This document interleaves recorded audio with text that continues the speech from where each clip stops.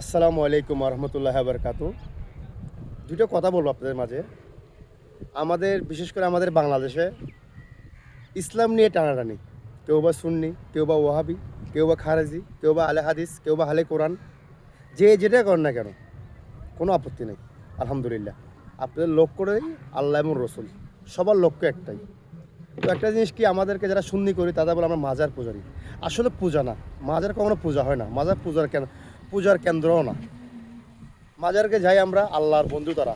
আল্লাহ কোরআনে বলেছেন ফাতাকনা ইন্না রাহমাতাল্লিল কারাবিনাল মুহসিনি।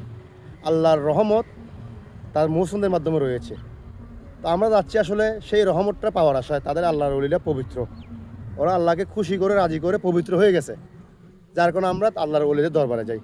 আর আমরা একটা জিনিস চিন্তা করলে, আমাদের পূর্বাঞ্চল বলতে পূর্বপুরুষের পিছনের দিকে গেলে দুই চারটা পুজো দেখেন যে আমরা কিন্তু আসলে আমাদের বিশেষ করে বাংলাদেশে কিন্তু নবী রসুলরা আসে নাই।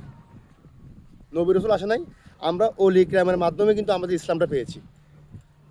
তো এই ক্ষেত্রে কিন্তু শুকরানা আদায় করতে হলে আল্লাহ ওলিদের দরবার যেতে হয়, শুকরানা স্বরূপ।